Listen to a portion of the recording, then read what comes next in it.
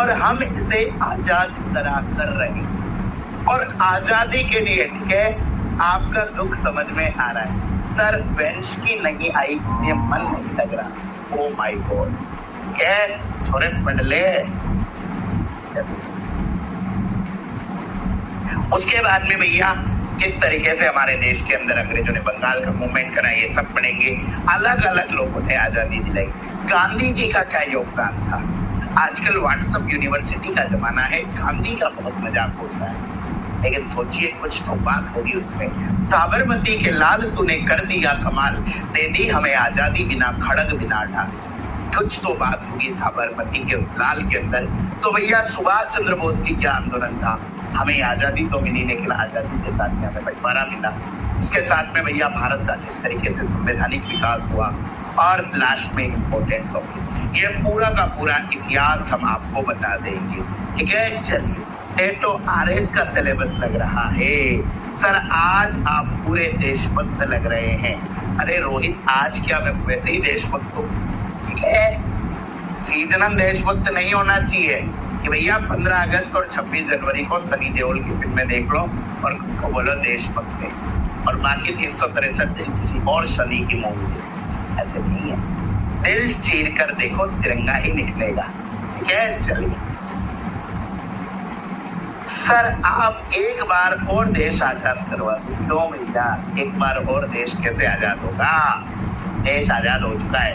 अब कंगना रनौत तो है नहीं हम की बोलते भैया 2014 में देश को आजादी, ठीक है। चलिए, हाँ एक चीज और, क्लास के अंदर में समझाने के लिए कई लोगों का एग्जाम्पल दूंगा, कई पॉलिटिकल लोगों का एग्जाम्पल दूंगा। मैं मोदी जी को भी बीच में लाऊंगा, राहुल गांधी जी को भी बीच में लाऊंगा, केजरीवाल साहब को भी बीच में लाऊंगा, और भी अलग अलग नेता है, अखिलेश यादव, तेजस्वी यादव, हेमंत सोरेन। दिल पे मत लेना। आजकल एक चीज और हो गई है, आजकल स्टूडेंट भी भक्त हो गया है। कई लोग समझते हैं नरेंद्र मोदी भगवान विष्णु का 10वां अवतार है, उनके बारे में कुछ गलत मत कहो। कई लोग समझते हैं आंधी के बाद बूंदाबांदी, अब की बार राहुल गांधी। ऐसा कुछ नहीं है। एक स्टूडेंट का और एक टीचर का कोई राजनीतिक दर्द नहीं था। हाँ, आपकी पर्सनल जो आइडियोलॉजी है वो आप अपने पास में रखो। यहाँ क्लासरूम के अंदर में सबकी बात बोलूंगा, तो दिल पे मत लेना, है ना, दिल पे मत लेना कि सर ऐसा कैसे कर दिया आपने, मेरे राहुल के बारे में ऐसा कैसे कहा, आप मोदी जी के बारे में ये बोल रहे हो। भैया ऐसा कुछ नहीं है, अपन किसी के लिए नहीं बोले। चलिए, है ना, दिल पे मत लेना। चलिए स्टार्ट करते हैं। अब आपके पहला टॉपिक स्टार्ट हो रहा है, इंडस वैली सिविलाइजेशन, IVC। क्या पहला टॉपिक स्टार्ट हो रहा है। ये पूरे हमने आधा घंटा लगभग माहौल बनाया था, और अब उस माहौल के बाद में पढ़ाई स्टार्ट करते हैं। सिंधु घाटी सभ्यता हमारे देश के अंदर, हमारे भारतवर्ष के अंदर जब सभ्यता बनी थी, जब कुछ भी नहीं था, जब दुनिया परेशान थी, तब हमारे देश के अंदर एक बहुत बड़ी सभ्यता उत्पन्न हुई थी जिसका नाम था सिंधु घाटी सभ्यता। सर जी चंद शब्द योगी जी के लिए। सर पॉलिटिक्स को एजुकेशन से क्या लेना देना, लेते हैं लोग। सर आपने बिहार में शिक्षा पर बोला था और वो कैंसिल हो गया एकदम। बिल्कुल भैया, कभी कभी लगता है अब पुलिस पकवान है, ठीक है। एक बार मैंने एक जगह में पढ़ा रहा था, और पढ़ाते पढ़ाते मैंने सब्सिडी के बारे में बता रहा था। वहां मैंने कहा अरविंद केजरीवाल साहब ने शराब घोटाला किया है, उसके ऊपर पुख्ता सबूत है, और 2-4 दिन में केजरीवाल साहब गिरफ्तार हो जाएंगे, और हो गए, ठीक है। और ऐसे ही बिहार में भर्ती कैंसिल हो गई। चलिए, पीपीटी से बोरिंग लगता है, अरे पढ़ के तो देख बेटा, बोरिंग नहीं लगेगा। चलिए चले, है ना, पढ़ के तो देखो। हिस्ट्री का कितना पार्ट होता है क्वेश्चन पेपर में, ठीक है, अच्छा खासा पार्ट होता है बेटा। चलिए, तो यहाँ पर जो सिंधु घाटी सभ्यता की स्थापना हुई थी, यह 3300 BC 3300 BC के अंदर ये सिंधु घाटी सभ्यता की स्थापना हुई। सिंधु घाटी सभ्यता की स्थापना 3300 ईसा पूर्व के अंदर हुई थी। ये सिंधु घाटी सभ्यता भारत के अंदर, ठीक है, इतिहास के अंदर एक ऐसी सभ्यता थी, एक ऐसा सिविलाइजेशन था जहां पर लोगों को अर्बन के बारे में पता था, जहां लोगों को शहरों के बारे में पता था, जहां लोग करते थे। ठीक है, चलिए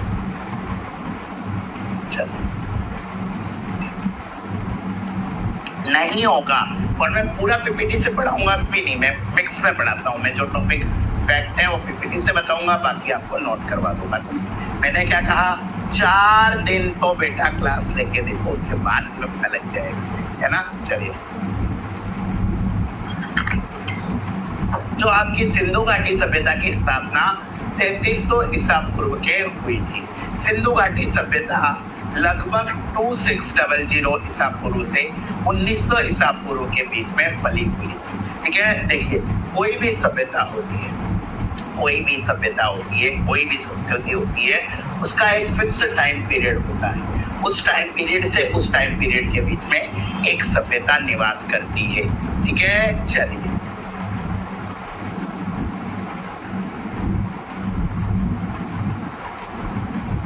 हाँ, तो उस सभ्यता का यहाँ पर क्या होता है, विकास होता है। उसके बीच में एक पीरियड ऐसा आता है जिसके अंतर्गत वो सभ्यता पूरी तरीके से क्या हो जाती है, डेवलप हो जाती है। वो सभ्यता पूरी तरीके से आपका उसका अंदर क्या हो जाता है बेटा, विकास हो जाता है, डेवलप हो जाती है। और उसके बाद में धीरे धीरे उसका डिक्लाइन चालू हो जाता है। उसके बाद में उस सभ्यता का पतन होने लग जाता है। शुरुआत में क्या होती है, इनिशियल यानी कि सभ्यता का प्रारंभ होता है। उसके बाद में भैया सभ्यता का विकास होता है और लास्ट में जाकर वो सभ्यता का क्या होता है, पतन होता है। ठीक है, चलिए, तो यहाँ पर अगर अपन सिंधु घाटी सभ्यता की बात करें तो सिंधु घाटी सभ्यता का एक इनिशियल पॉइंट होता है। उसके बाद में वो सभ्यता का क्या होता है, प्रॉपर डेवलपमेंट होता है और उसके बाद में एक समय बाद में वो पतन की तरफ चल जाती है। ठीक है, चलिए, हाँ सर टाइम, हाँ एक एक चीज पर। ठीक है, चलिए, हाँ बेटा लूसेंट किताब नहीं पढ़नी है ना।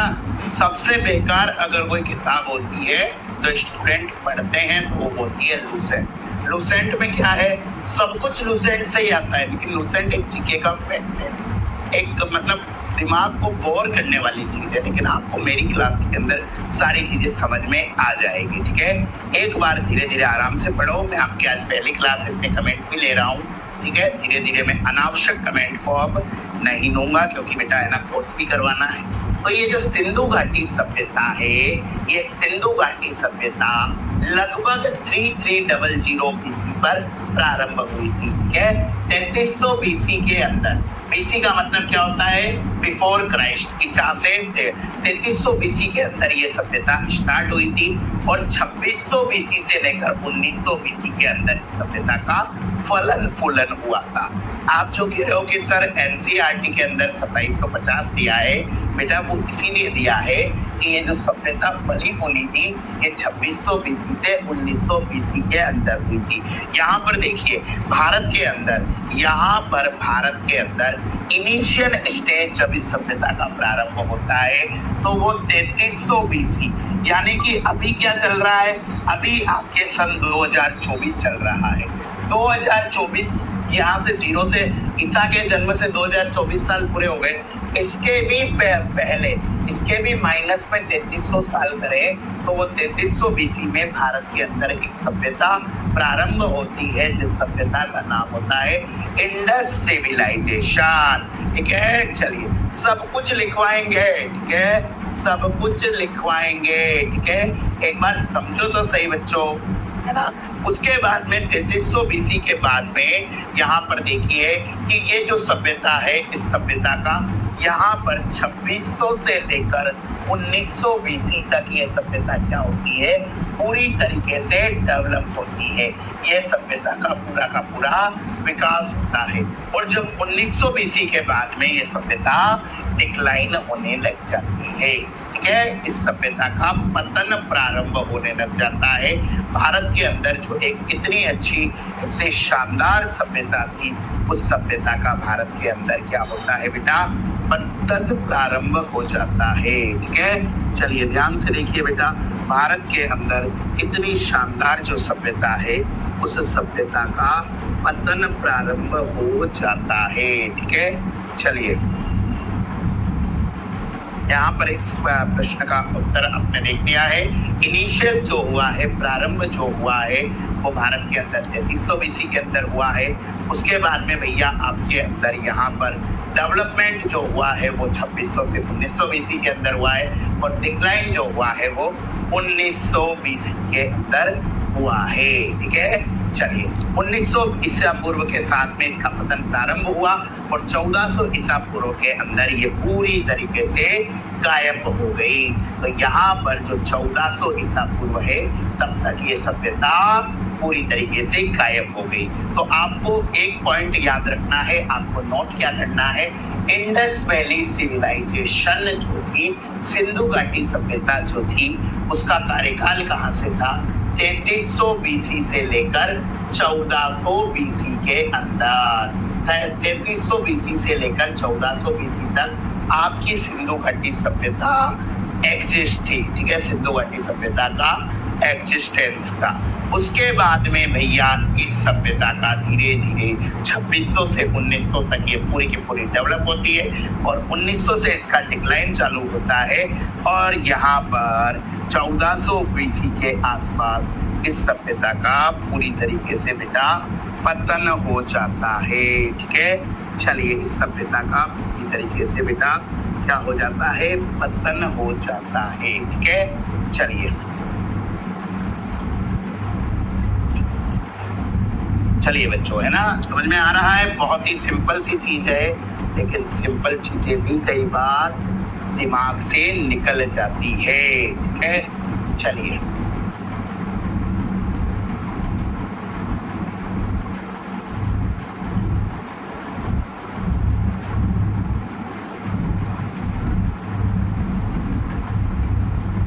चलिए बच्चों, ठीक है, नोट कर लीजिए, ये आगे चलते हैं।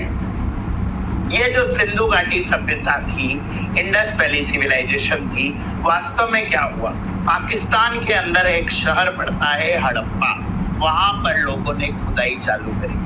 पाकिस्तान के अंदर एक शहर पड़ता है जिसका नाम होता है हड़प्पा, वहां पर लोगों ने खुदाई चालू करी। तो उस खुदाई से हड़प्पा सिविलाइजेशन का पता चलता है। पाकिस्तान के अंदर जो हड़प्पा सभ्यता थी, उस पे खुदाई चालू हुई, और उससे पता चला कि यहाँ पर कोई लोग रहते थे, इसलिए सबसे पहला शहर इस सभ्यता के अंदर हड़प्पा खोजा गया। इसलिए भैया इसका नाम क्या पड़ गया, हड़प्पा सभ्यता पड़ गया। सबसे पहला नाम इसका हड़प्पा खोजा गया था, इसलिए भैया इसका नाम हड़प्पा पड़ गया। ठीक है, ध्यान से देखिए भैया, सबसे पहला नाम हड़प्पा था, इसलिए भैया इसका नाम हड़प्पा पड़ गया। तो एग्जाम के अंदर अगर आपका आए कि इंडस वैली सिविलाइजेशन और हड़प्पा सिविलाइजेशन में कोई अंतर है, तो भैया आप क्या करोगे, इनका अंतर आप कहोगे कि नहीं सर कोई अंतर नहीं है, दोनों एक ही है। ठीक है, दोनों भैया दोनों की दोनों एक है, गंगाधर ही शक्तिमान है। ठीक है, चलिए आराम से मैं आपको पढ़ाऊंगा, आपका सारा डाउट क्लियर होगा, कहीं चिंता करने की बात नहीं। ठीक है, ये जो हड़प्पा शहर है, ये हड़प्पा शहर वर्तमान में कहाँ पर है, ये बेटा अभी पंजाब पाकिस्तान के अंदर है, ये पाकिस्तान के पंजाब के अंदर है। ठीक है, चलिए एक बार रिपीट करो, बिल्कुल बेटा रिपीट कर रहे हैं कि ये जो सभ्यता है, इस सभ्यता को हड़प्पा सिविलाइजेशन भी कहते हैं। क्यों, after the first city to be exploited Harappa. ये हड़प्पा कहाँ पर है, पंजाब के अंदर है। कौन सा पंजाब, ये बेटा पाकिस्तान वाला पंजाब है। ये हड़प्पा कौन सा है, ये आपके पाकिस्तान का पंजाब है। मोहनजोदाड़ो पे भी आएंगे, मोहनजोदाड़ो पर भी आएंगे, एक एक चीज मोहनजोदाड़ो क्या है वो भी आपके लिए बताएंगे। ठीक है, चलिए चलिए आगे चलते हैं। अब देखिए ये सिंधु घाटी सभ्यता कहां से कहां तक फैली हुई थी, इसके लिए इसका मैप देखते हैं। ठीक है, चलिए सारी की सारी चीजें आपको मैं क्लास में याद करवाऊंगा, ये मेरा आपसे वादा है।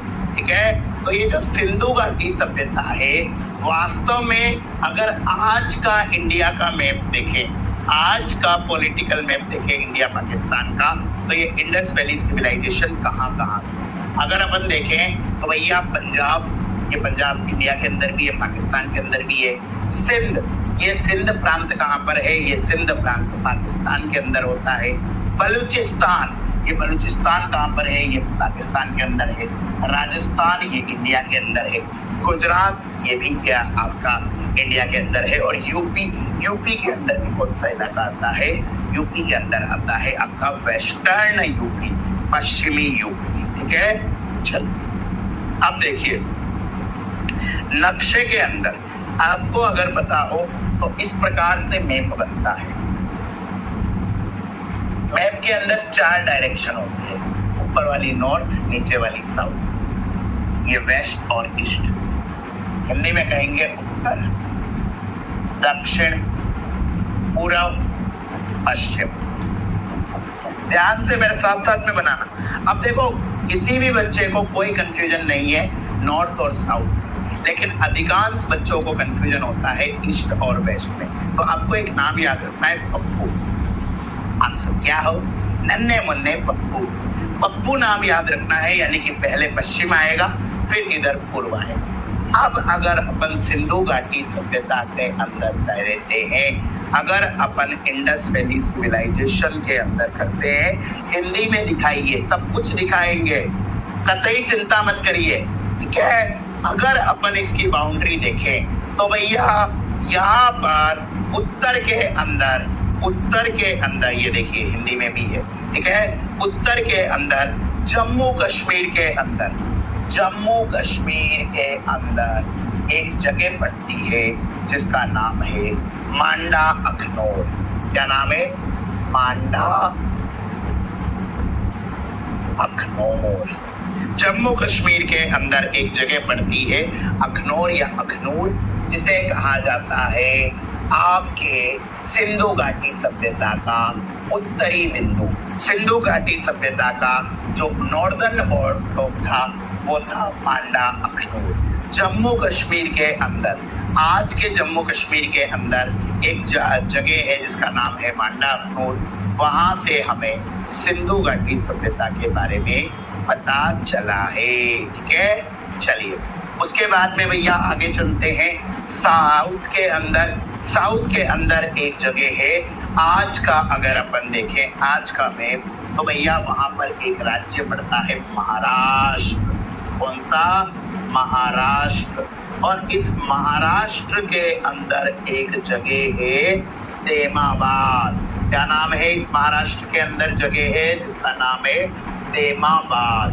ये तेमाबाद आपके सिंधु घाटी सभ्यता का दक्षिणी बिंदु है। ठीक है, इसको ऐसे याद रखना, साउथ को हिंदी में बोलते हैं दक्षिण, डी से डी।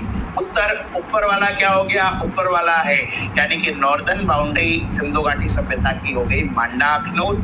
साउदर्न बाउंड्री कौन सी हो गई, तेमाबाद। उसके बाद में आपके वेस्ट और ईस्ट पर आते हैं। पश्चिम के अंदर है सुत कांगेडोर। ठीक है, ये पाकिस्तान के अंदर है मकरान तट पर। यहाँ पर वेस्टर्न बाउंड्री याद रखना सुत कांगेडोर है, याद रखना वेस्टर्न बाउंड्री है सुत कांगेडोर।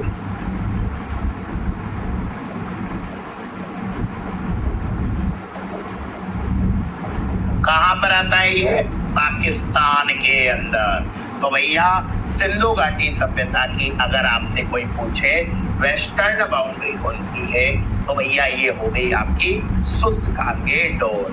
और अगर आपसे मैं पूछ लूं ईस्टर्न बाउंड्री कौन सी है, तो भैया यूपी के अंदर एक जगह है जिसका नाम है आलमगीरपुर। ठीक है, ईस्टर्न बाउंड्री कौन सी है, ये हो गई आपके आलमगीरपुर। ईस्टर्न बाउंड्री हो गई आलमगीर।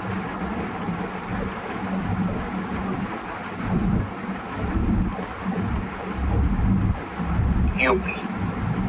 ठीक है, ये आपके ईस्टर्न बाउंड्री सिंधु घाटी सभ्यता की हो गई। ठीक है, इस तरीके से आपको याद रखना है।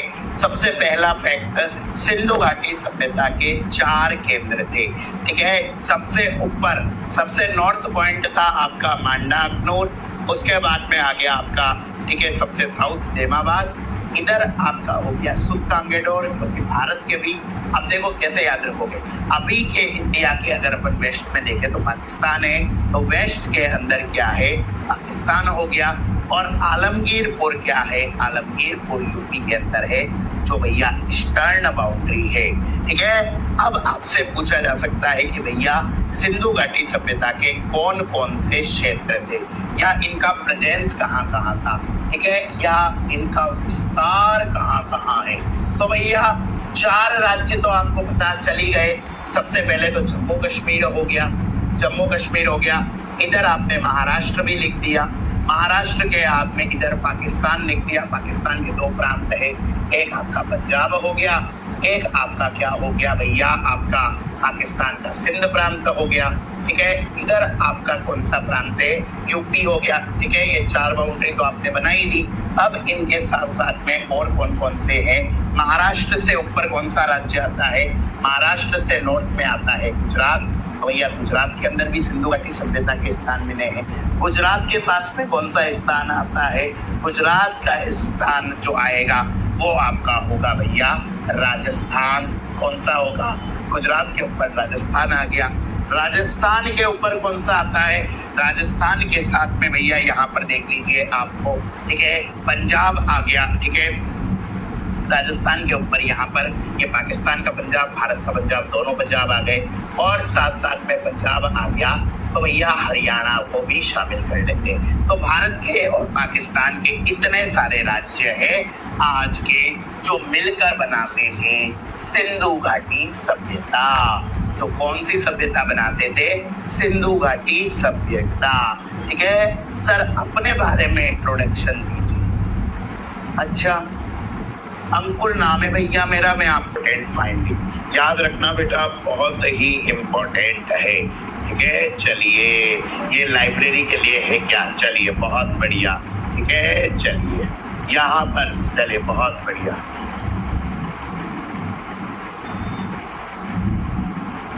मेरा दोनों चीजें हैं, हिंदी अंग्रेजी दोनों चीजें हैं।